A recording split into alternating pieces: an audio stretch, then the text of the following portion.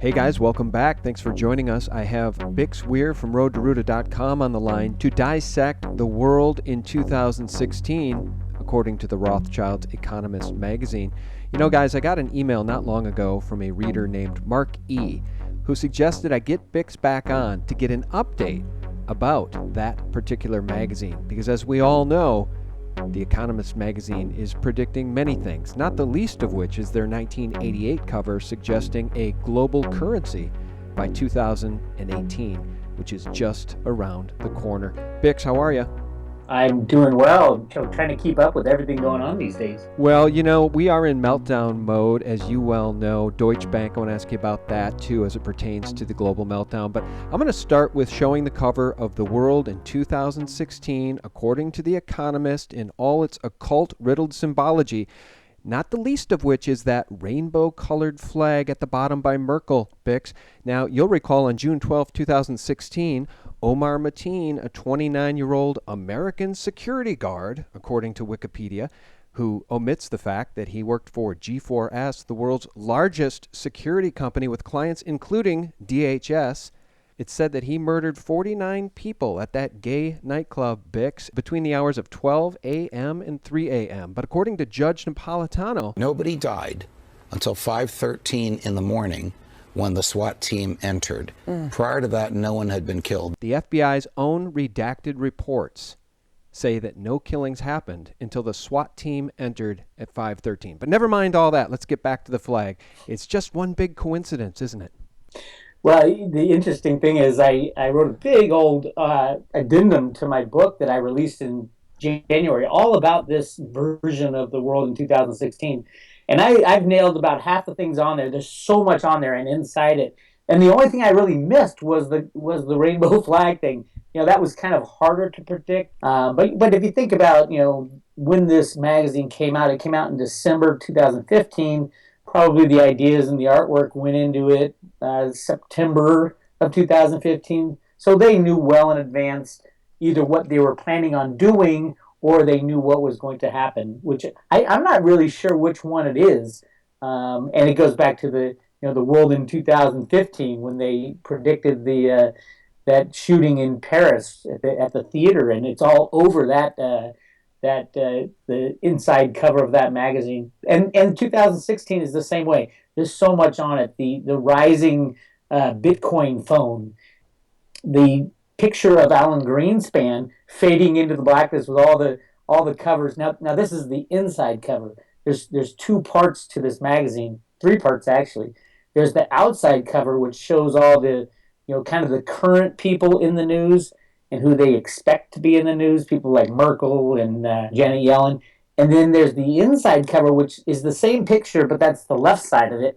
And on the right side, there's all kinds of people who were not every day in the news, like Clinton and Greenspan, but they are predicting that these people will come into the mainstream, and they have, especially Greenspan saying we need to go back onto a gold standard, and Clinton, his troubles with the attorney general. Just crazy amount of stuff in here. There's a gold euro coin floating down on a euro paper dollar, meaning I think it means that they're going to attempt this year to do some kind of backing with the euro as it continues to collapse. And there's just a lot more, including there's a calendar inside of it that shows just mass chaos. Even an arrow sticking into a London flag on a podium. I mean, if that doesn't, scream Brexit and that false flag, murder supposedly of the congresswoman, all kinds of stuff. And I talk about it in my article, but now we see it coming true, and there's a lot more in there. Yeah, and we will share just a couple of the insights that Mark had and wanted me to ask you about, not the least of which was that arrow that you just mentioned. But let me just revisit our last conversation when we did dissect this magazine cover originally, and we asked, why Bill Clinton? Why would Bill Clinton be back front and center? And then look what happens. He lands on the tarmac and visits completely illegally with Loretta Lynch, the Attorney General, as Bill Clinton called in whatever favors or applied whatever pressure was necessary to get his criminal wife off the hook. I guess now we know why Bill Clinton was on there. Yeah. And there's one of my favorites is if you look on the full picture, if you look in the very back, there's a guy that looks like exactly like Chris Duane holding up a silver sign. It says freedom for, and then you can't see the bottom of it, just screaming out that silver's ready to go in 2016, which I think it is for various other reasons. But I do think there's a reason that's hidden there. There's a reason the sign is the only silver sign out there. And there's reasons for all this stuff, and there's a lot more coming, including the tanks going into the national parks and things like that. So yeah, it's going to be an exciting rest of the year. Yeah, it is funny that that does sort of resemble Chris Duane, and as most of our listeners know, he does have that popular series of Silver Shield coins, one of which is called Freedom Girl. And but let me bridge back to this email from Mark. He had some pretty interesting insights. One of which was, Bix, the Japanese zeros with one missile or rocket falling downward, perhaps negative interest rates, or the falling yen this year. And of course, my thought is, as Andy Hoffman has said so many times, Japan will be the first world nation to hit hyperinflation. What'd you make of that? Well, what he's talking about there is the picture in the calendar. It's on page 35 of the Economist magazine, and it's an absolutely insane picture of it's a stadium kind of with arrows all over the place and tanks, gold tanks going into this national park tunnel, and it does have the Japanese zeros shooting down at a podium.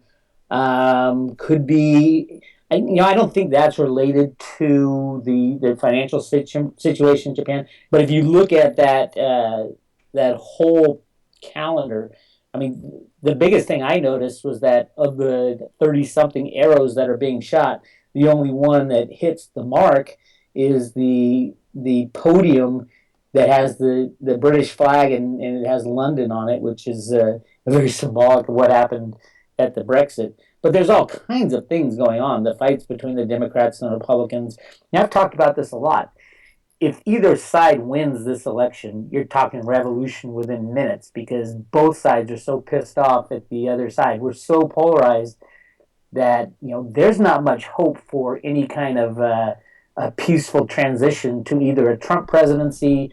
I still don't think Clinton's going to make it there. Congress is now saying, well, we have proof that you lied, and I think something will get Hillary out of there. But say it's Trump versus Bernie Sanders. I don't see any way either side is going to stand for either side of that spectrum becoming president, which is very frightful. And I think the bad guys, as I call them, are fomenting a kind of a civil war, and starting it with Black Lives Matter. And first it was Republicans and Democrats, now it's Black Lives Matter versus the police. They're definitely trying to stir the pot, and we're looking at this week and next week we got the convention, and the week after we got the convention stuff going on, and there's all kinds of talk of armed protests going into Cleveland and into Philadelphia, that the Democrats are making. So yeah.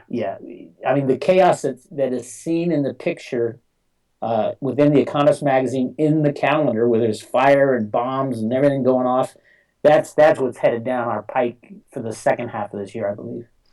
Yeah, and as I look at that stadium scene, of course, we can see their divide and conquer dialectic playing out, the Republicans versus the Democrats. You mentioned that you think they're fomenting a civil war. It's clear that after the Dallas shooting, that's exactly what they're doing. And I think George Soros-sponsored Black Lives Matter is a big part of that. And as I look at this stadium scene, the chaos that we see unfolding here in this artwork, we see, first of all, a football player catching a smiley face, which really says it all as the American public is distracted by the sports they love. Meanwhile, so many folks in the American public, Bix, are still brainwashed into believing that all of these wars are wars for good as the apparatus is turned around on the people. So what do we see there on the track around the stadium? We see tanks, with the background being really the red, white, and blue, and some joker in a convertible drinking a beer following them, almost cheering them on.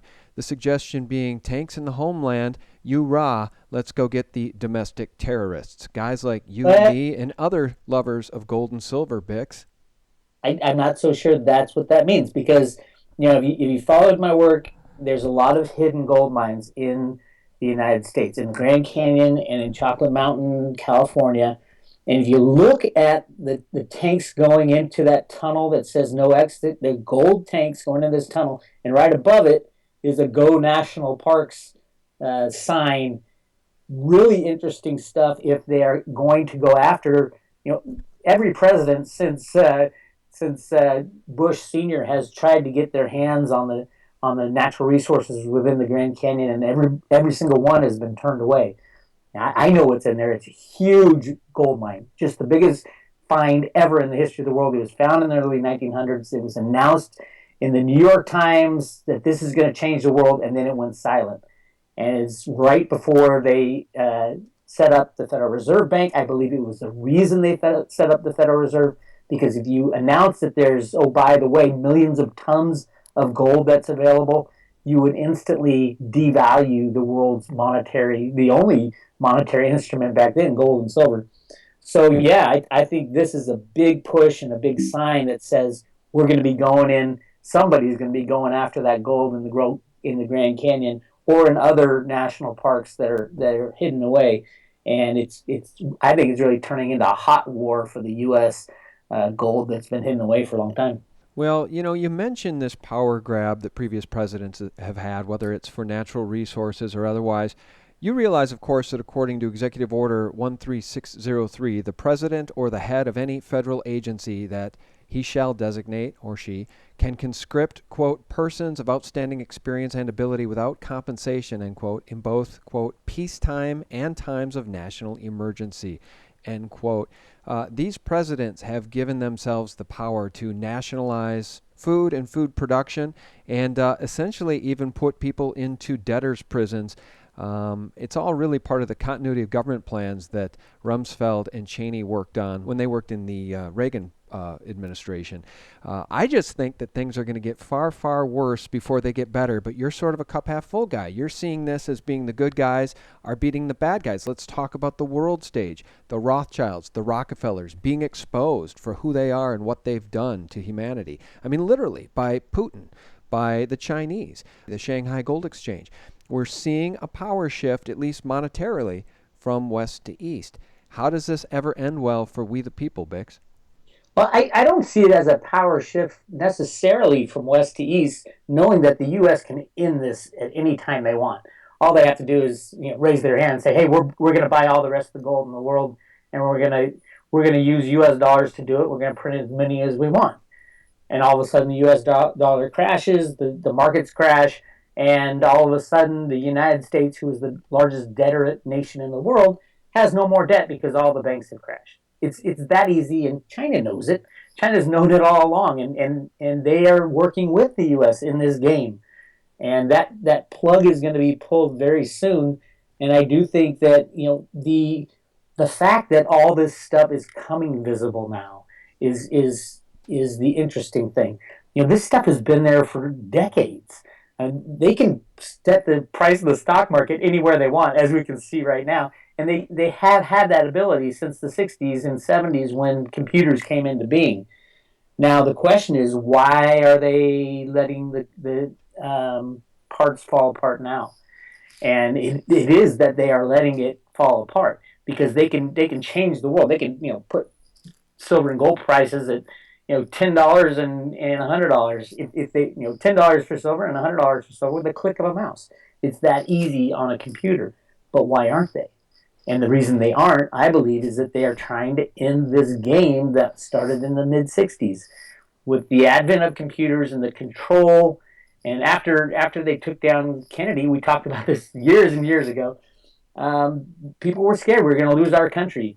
And it was Greenspan who invented these computer programs to rig the markets, to control an unbacked fiat system. And notice as soon as he left office, what did he do? He started saying, "Oh, we need to go back to a gold standard," because he destroyed, along with Bernanke and Yellen, have destroyed the currency.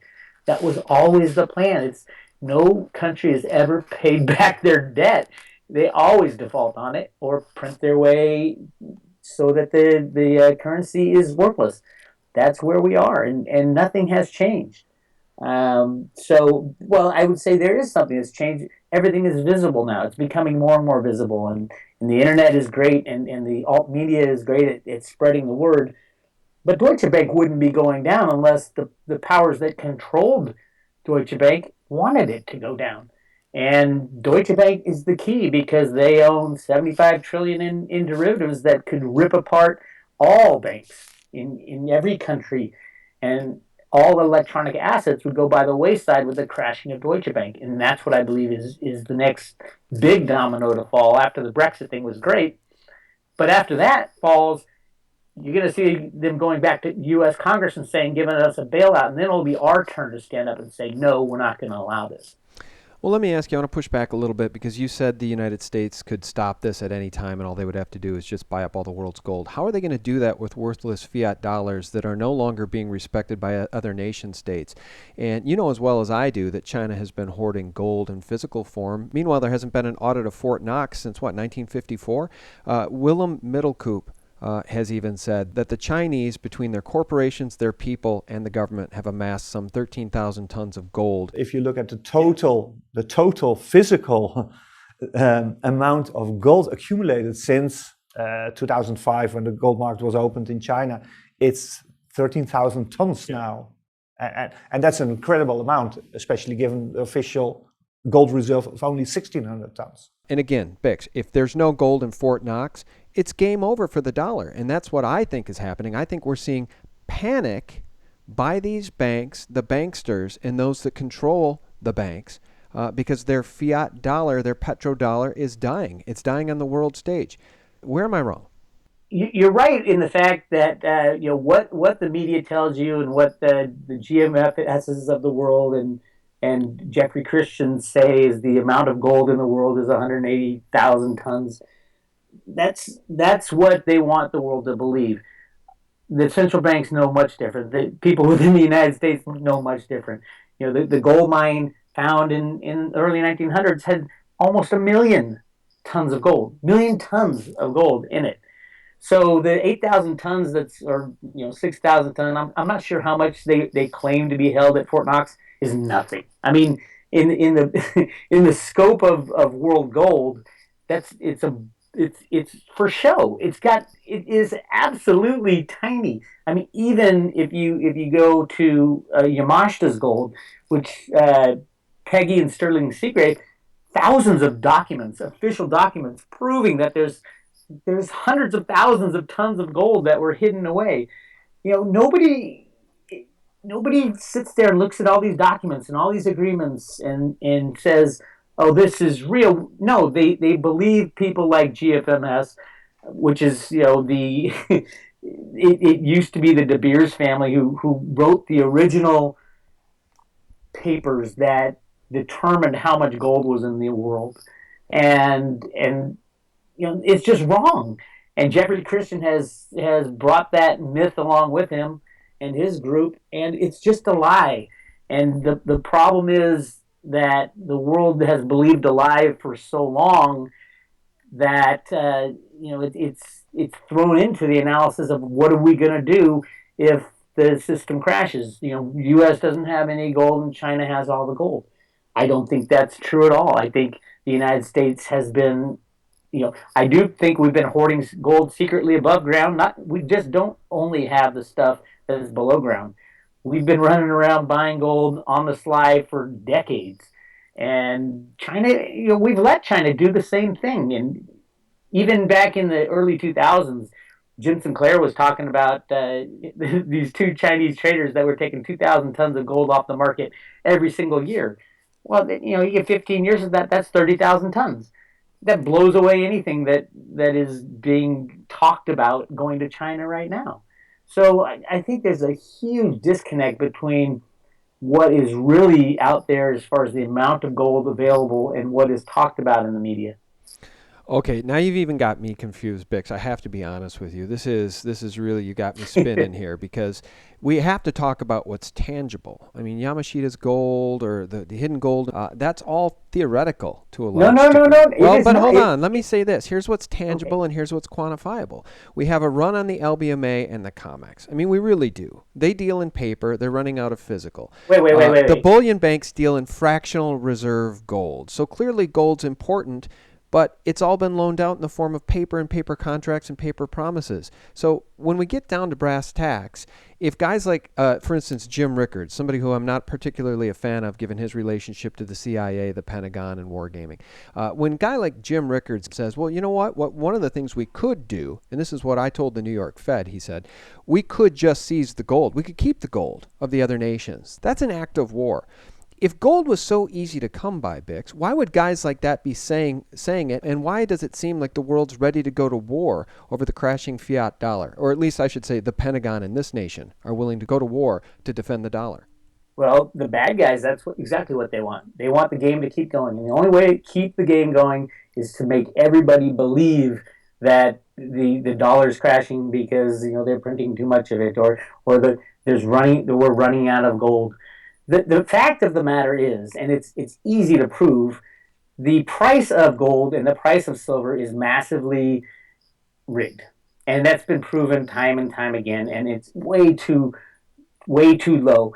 I can say that there's 1 million tons of gold out there, but the price is still way below where it should be. And that's all because of the amount of derivatives that are traded on the COMEX and the LBMA.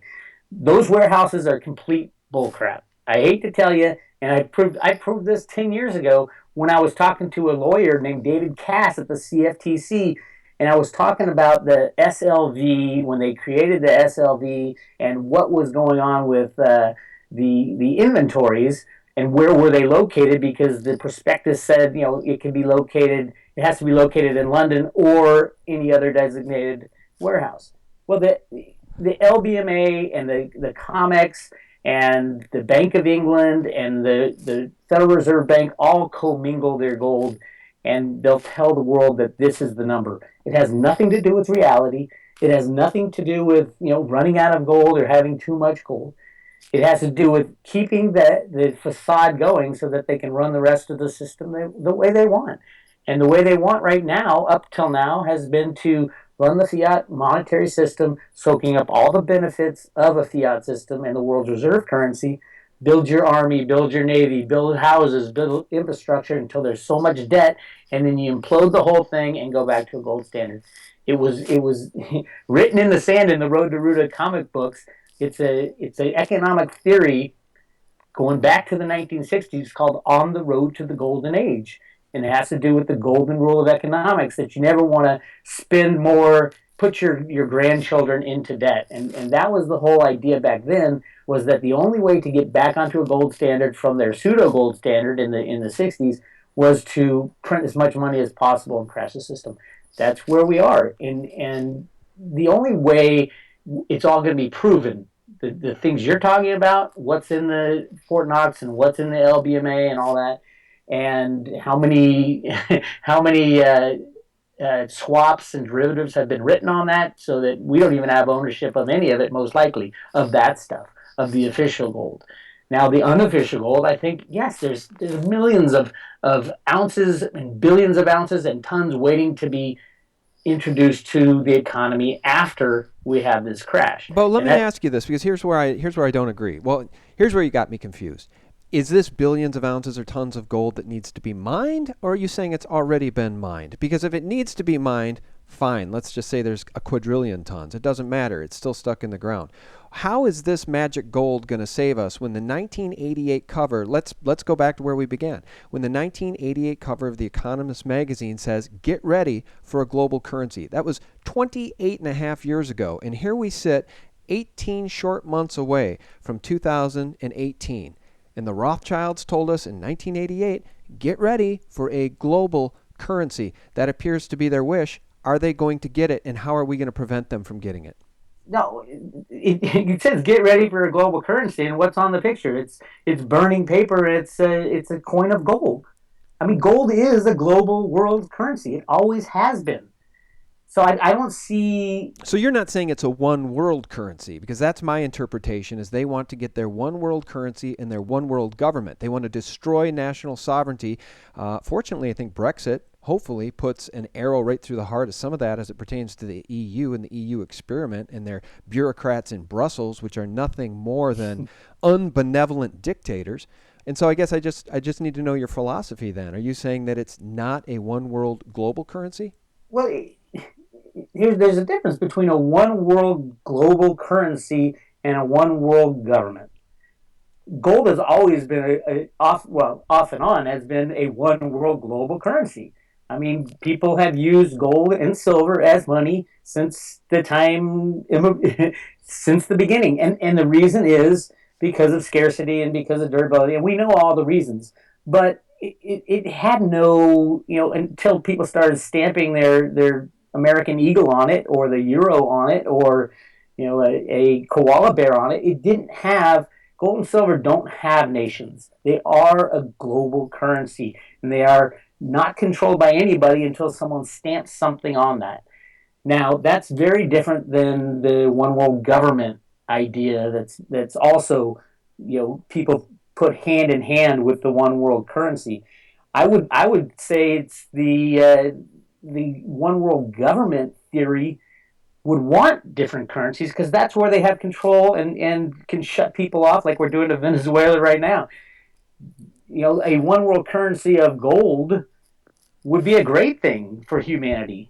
Well, it depends on who controls it. If it's a Well, one-world that's currency, exactly it. You're right. SDR, that's controlled by the Bank of International But that's Settlements, not which really gold. sits atop the Rothschild empire, I don't think it'll be a good thing for humanity at all. And That's not gold. That's not gold. That's a perversion of a gold standard.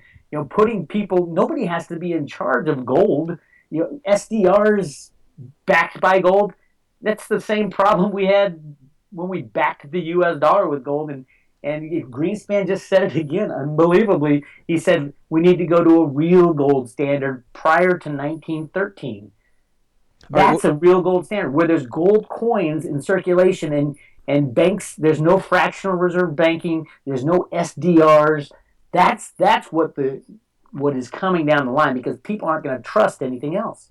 all right. Well, given the laughable status of the U.S. dollar, $20 trillion in stated debt, $200 trillion in unstated and unfunded liabilities, how does this gold standard save our listeners if they don't already own physical gold and physical silver? Most of the listeners fortunately do. But for the average American, Bix, how does this new system, how's it going to save them if they don't already have some physical silver or physical gold? Because if all they have is fiat dollars and the fiat dollar goes away in lieu of some other system, they're not going to just magically allow people to transport their wealth from today's status to the new status.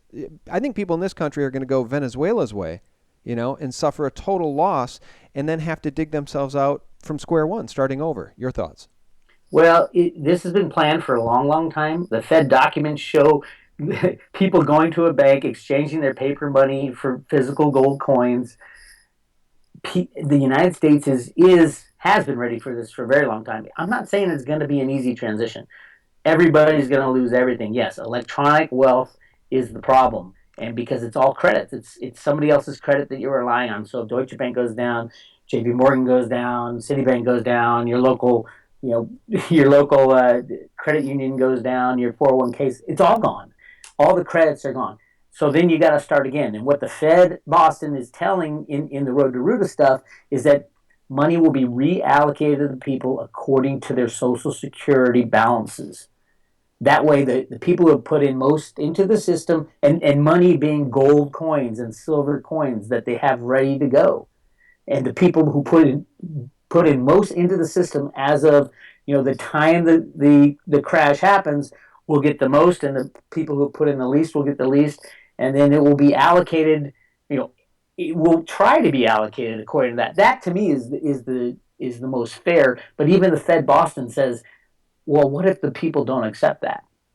And that's what scares me the most is there's so much antagonism and fracturing of society right now that no one's going to agree on anything. And if we can't agree on what to use as money going forward, then it goes back to barter and maybe a Mad Max day and all kinds of problems. So we're gonna have to agree. That's why I've been pushing to get Sanders and Trump together and run together on the same ticket because the world will be very different come election time.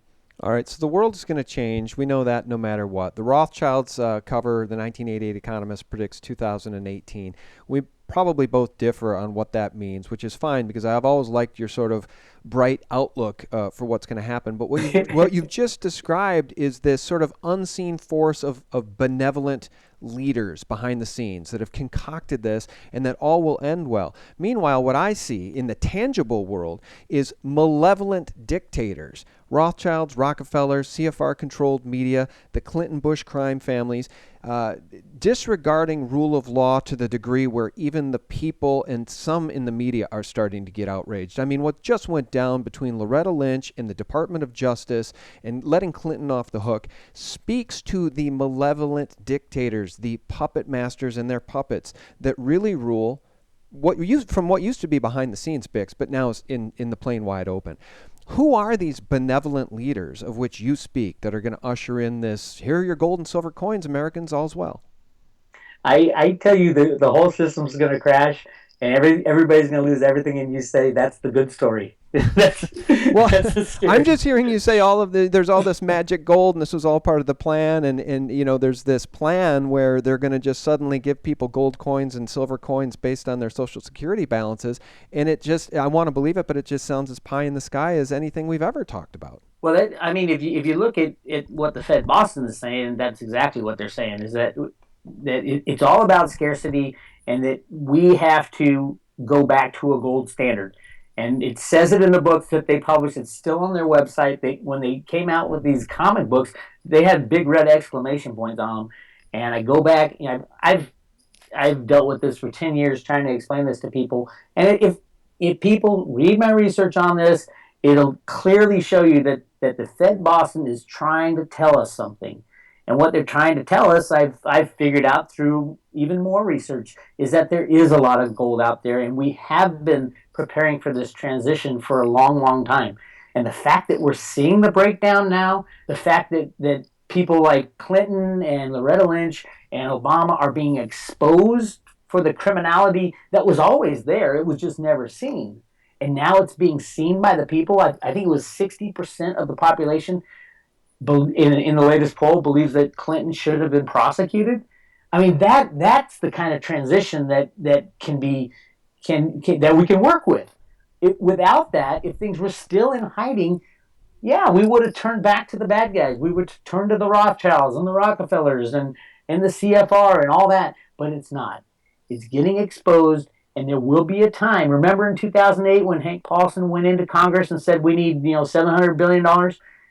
No, everybody was shell-shocked and said, oh my God, we don't know what to do. Yeah, here's your money. It's going to happen again, except this time they're going to come to Congress and say we need $10 trillion. And that's when we have our Brexit moment. That's when the United States stands up and says, no, we're not going to give it to you.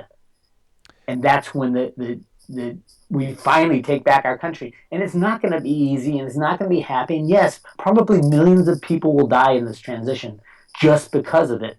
But it's better than living the way we have been living. All right. Well, let's just wrap up by discussing this. There was an 8-day period not long ago when EBT cards, not all of them, but many pockets around the country suffered these EBT food stamp card outages, and people started to go a little crazy. I mean, Bix, returning to this world in 2016 and the madness and the chaos we see in that stadium scene, we know that the powers that be can and do foster quote-unquote events. And they can foster a civil war. If the EBT cards went down permanently, and if people really, really started to starve, if there was a dollar collapse and the grocery stores went empty like we've seen in Venezuela, these major American cities would turn into tinderboxes overnight. And my thesis is these malevolent dictators still have the power to make that happen. I think the question is, why haven't they done it yet? But remember, if the EBT situation, I mean, that's out there to quell the starving and hungry and keep them from rioting. Well, 45 million of them, yeah. Right. So that's a pretty large percentage of the population that's dependent on the government for their food. What about the people who are, rich and famous and all of a sudden have nothing, zero? What about you and me and all of our neighbors and all the politicians who have nothing? That will be in the exact same boat as those EBT people. It won't be an EBT versus everybody else still has everything. It'll be the 45 million and the 7 billion that are in the exact same situation when this happens. See, that's the big thing is who's skilled at living day to day. It's not the people who have money right now, and that money will be gone. And that's going to be it's going to be a really scary time. That's why I think these people who have been exposed, at least starting to expose what's going on, have to have a plan that is honest and straightforward with the people, and have to say, okay, here's what was done to you, here's who did it, and here's why they did it. And yes, we're going to try them, and we're going to fry them if they are found guilty, which most of them are pretty easy to prove they are guilty. And they don't have the power to stop it anymore because they don't have any money either. And Ron Paul had been saying that for years, is that the government's going to run out of money. And the only way that would happen is if the banks crash. Well, Greenspan has said, we'll never run out of money. We'll never balk on our debts. We can just print the money and pay our debts. The United States can pay any debt it has because we can always print money to do that. But we cannot guarantee the purchasing power of that currency. So hyperinflation, for anybody who is confused a little bit by your position now as it pertains to gold, please help us understand. Willem Middelkoop has said that because the Federal Reserve has gold on its books valued still at that lunatic price of $35 an ounce, if they just simply revalued that to $8,000 an ounce, suddenly there would be a $2.2 trillion asset on the books. They could re-support the dollar by allowing the price of gold to rise. Here's my question for you. For anybody who's confused by this conversation and your position on gold and silver in physical form, for those of us who have had the temerity, insight, and intellect to purchase physical precious metals, have we done ourselves a favor? And in your opinion, based on the laughable status of the U.S. dollar, where should gold be priced today in dollars, and where should silver be priced today in dollars? Well, first of all, the revaluing of the gold, it completely misses the whole concept. The U.S. Congress can print a 1 ounce coin with a $50 trillion price tag on it if they wanted.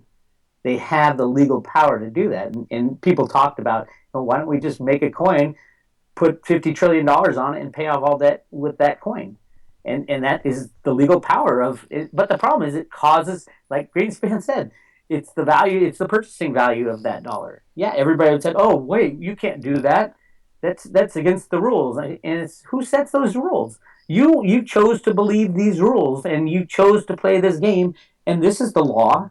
Congress can coin money, and they can tell the U.S. Treasury, okay, print one coin for $50 trillion, make it out of, I don't care, molybdenum, and then print $50 trillion on it, and we're going to pay off a bunch of this debt, and then we'll move on. They can do that in a blink of an eye. The problem is, just what Greenspan said, it's the purchasing power. Who would ever accept the dollar again? And that's kind of where we're getting. So yes, I do think we will probably hit a really brief hyperinflation moment, like super hyperinflation, where the whole concept of fiat money is called into question, and everybody races to get silver and gold for any price, and Bitcoin, if you ask me. And that's kind of the end of the end for the unbacked fiat system. And I know that the U.S. has plans to transition. I just hope they do it in an honest way and in a fast way, so that to minimize the amount of loss of life and pain that we have to go through. Okay, so I think we're still on the same page here as it pertains to those of us who have physical precious metals. We will save ourselves from the pain and horror of hyperinflation if and when it comes. Those who have not prepared for that day are going to be praying for benevolent leaders to emerge. Yes, definitely. But, I mean, when you get to the messy bits of it, gold and silver are great. But if nobody has anything and there is no reallocation of gold and silver as money, that gold and silver is not going to do you much good without a gun. And, what are you going to buy if nobody has anything? You're probably not going to be very mobile either. So yeah, there's a lot to think about when you invest in gold and silver. Yeah, well, I would still say though, take a look at what's going on in Venezuela. Those folks are absolutely, they're eating their pets to survive. It's very sad, and we are doing it. And those with physical silver and gold in Venezuela have not lost everything. They can probably survive day to day. It wouldn't be fun living in that type of environment, certainly, but to have precious metals and to preserve your purchasing power, whether it's on the black market or not, is a very, very real, tangible thing that people need to consider. And I guess the final thought on this thing, Bix, is that the day of the dollar's supremacy globally is rapidly coming to an end. and that's not something that can be disputed, is it? I think it's already over. And truthfully, I mean, you look at the amount of debt in the United States. We're the largest debtor nation in the world. The only reason the dollar has any strength at all is because it's rigged via computers and derivatives, and there is no. I mean, on the fiat currency side, where else would you be?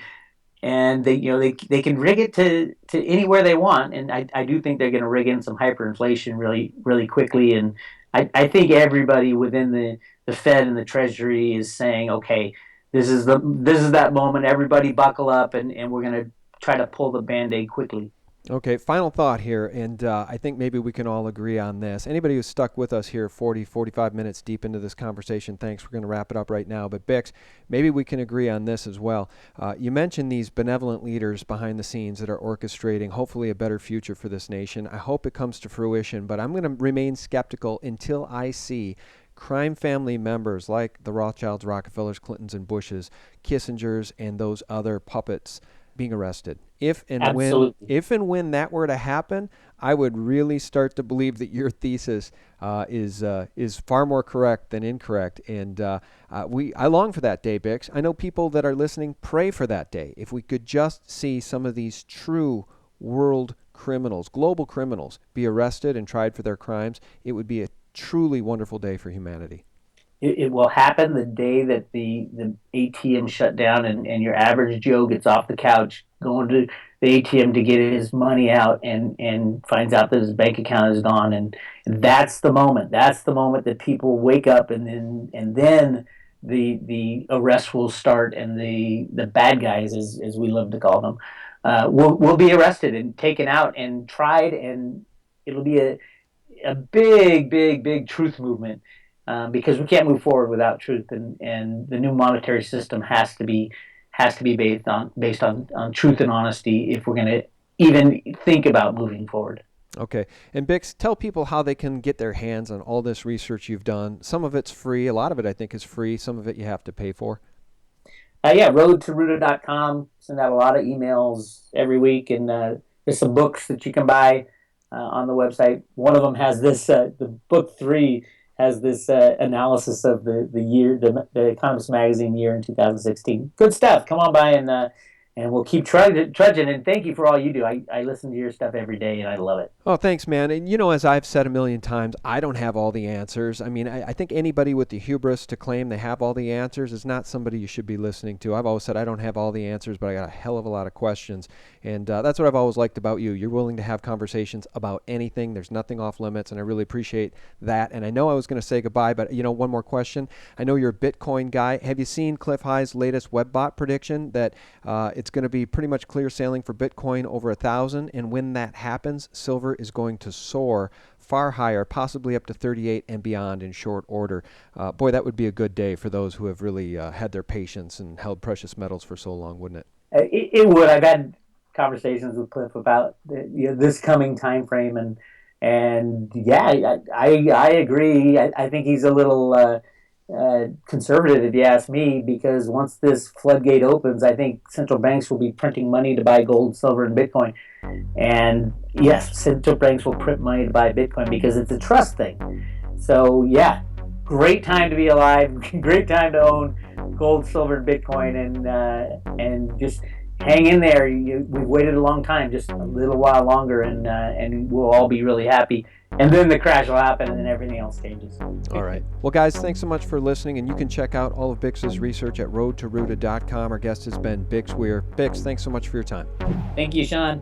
All right. And guys, thank you for listening. We appreciate your support at sgtreport.com, thelibertymill.com, and the Phaser, Stun 'em with Truth, with videos that are a little bit more occult in nature and take you a little deeper down the rabbit hole. Guys, thanks for your support. God bless.